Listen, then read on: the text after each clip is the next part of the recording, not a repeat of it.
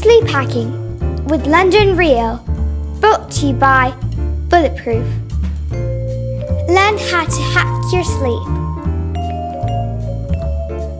Were you impressed with what Edward was able to do? I mean, we hear now that he was running, crawlers, throughout the government sites and really going that extra mile to get all of that information. I mean, for someone that's been in there before, were you impressed by the moxie of him to stay in to gather all of that info? I don't use the word moxie. I mean, we have to remember, this is one of the paradoxes of the surveillance state. He's of the internet generation.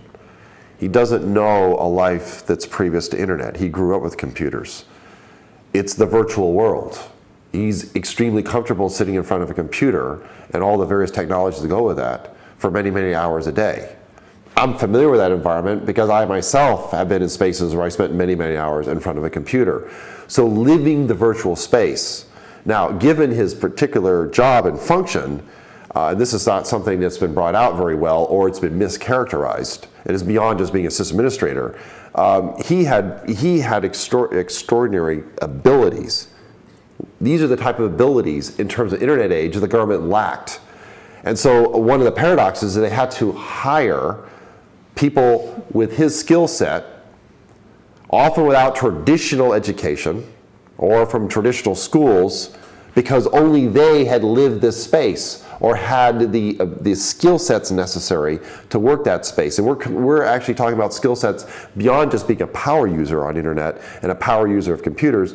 We're talking about the kind of skill sets that I myself used to demonstrate when I was in a very technical career field, even when I was a contractor at NSA, where you're down inside the network, you're at the code level, you understand the topologies of networks, you know how they work. And in his case, because of the nature of the job, you have to be able to range across the network.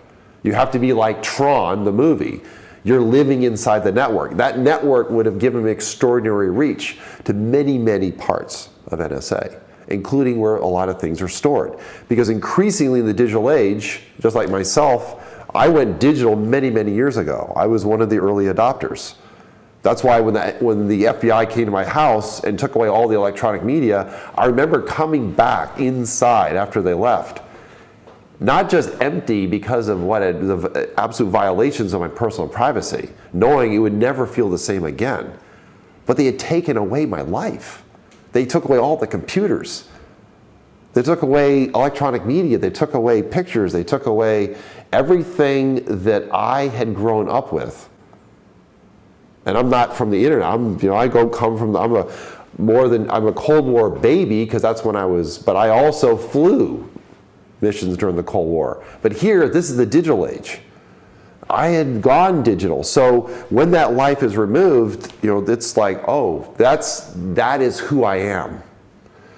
So it's important to understand that those who have that skill sets are very comfortable living in that space, but they can also live in both worlds at the same time. And this is really the new world. What's the other side of this? What's the dark side is having these kind of networks and this kind of reach and the access. And this is where I think a lot more is going to come out, particularly in relationship between NSA and the extraordinary relationships with certain companies, where the point is what's the difference? That's why a lot of the debate right now about where does the Section 215 mass surveillance data needs to go. Well, what are you going to do? Give it back to the companies? They themselves are pushing back. You can have some kind of third party. It doesn't matter. Given what NSA already has in place, who cares where the data is? They're still going to get access to it, or there'll be ways in which they can have access to it.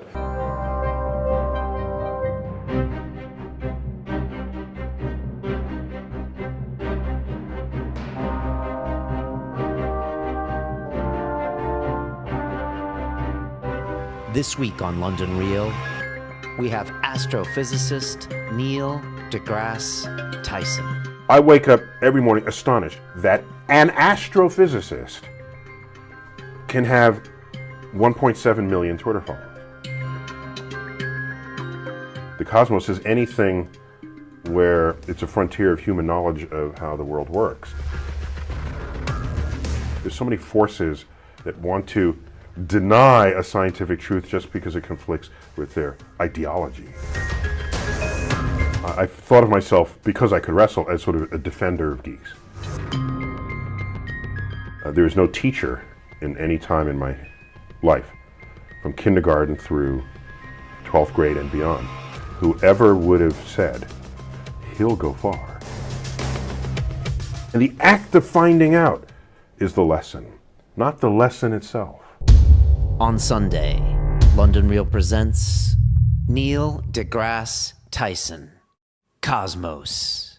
I'm happy to report that there's an appetite for the cosmos out there.